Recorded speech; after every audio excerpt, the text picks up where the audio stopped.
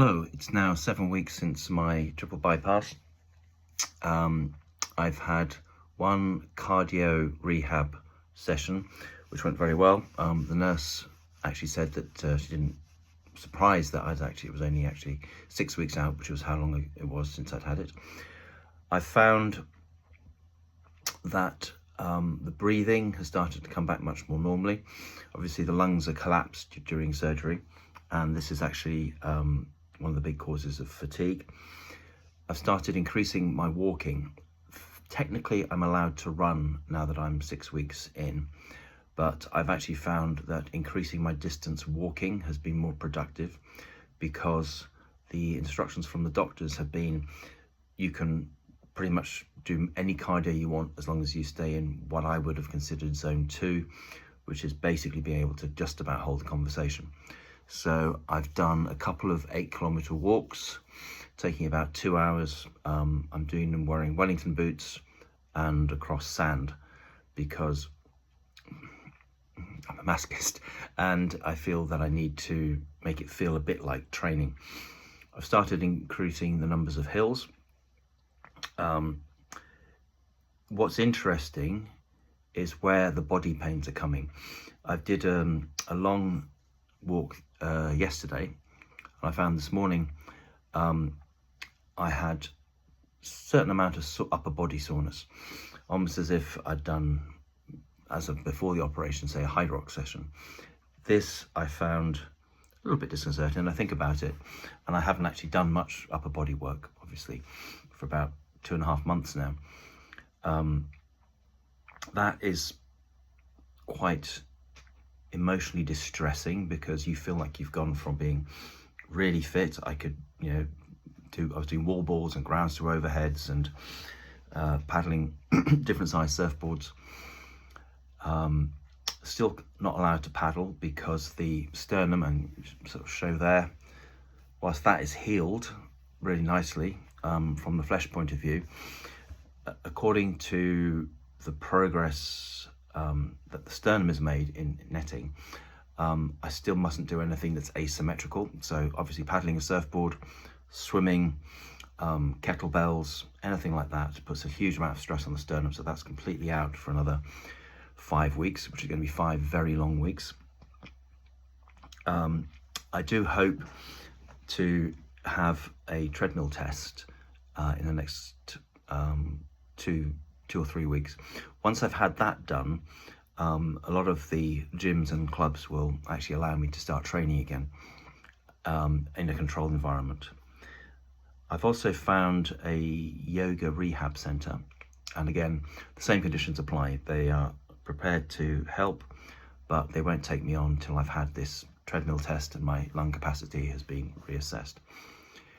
Interestingly, when I first came out of hospital, I actually felt that my breathing was massively impaired, and this is to do with the fact that the lungs were collapsed in order to access the heart.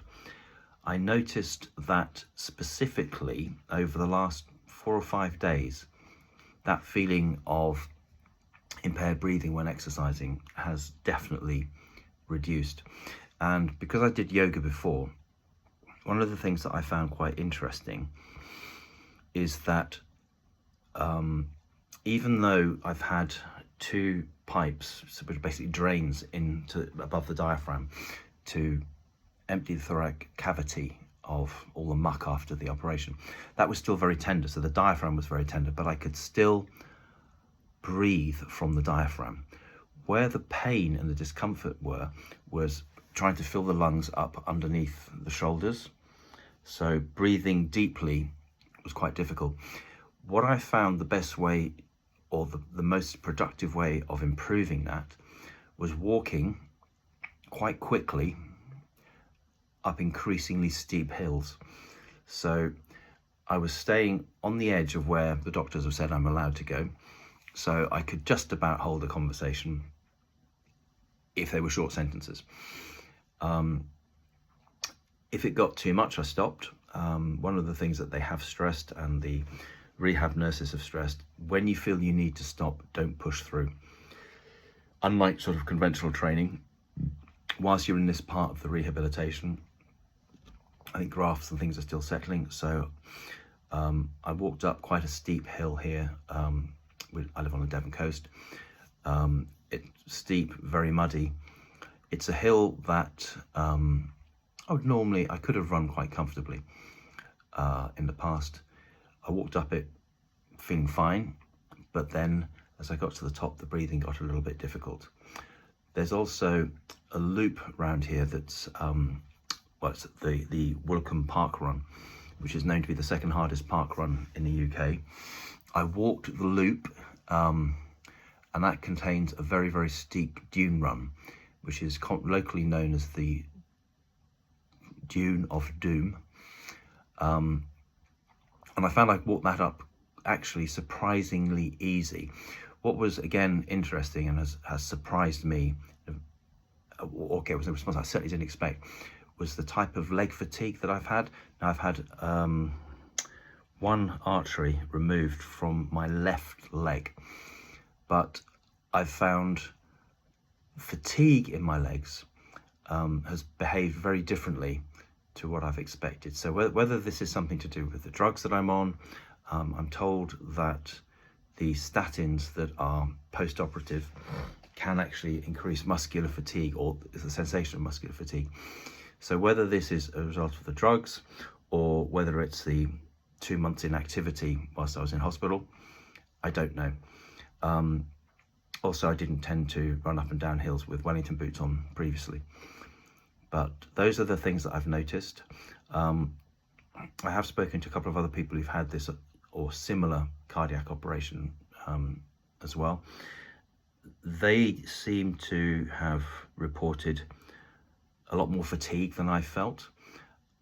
The sudden onset fatigue does seem to have stopped. All of us experience that.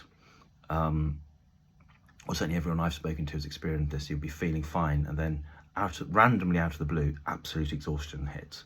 That seems to have stopped, and the more long distance walking I'm doing, well, 8 kilometers isn't really long distance walking, but the longer the walks I do and the more fresh air, that does seem to have put paid to that, and it's improved my sleep pattern. The other thing that I've noticed, being a data nerd, is that my Garmin, it's a Phoenix 7, which I used for my training previously, has given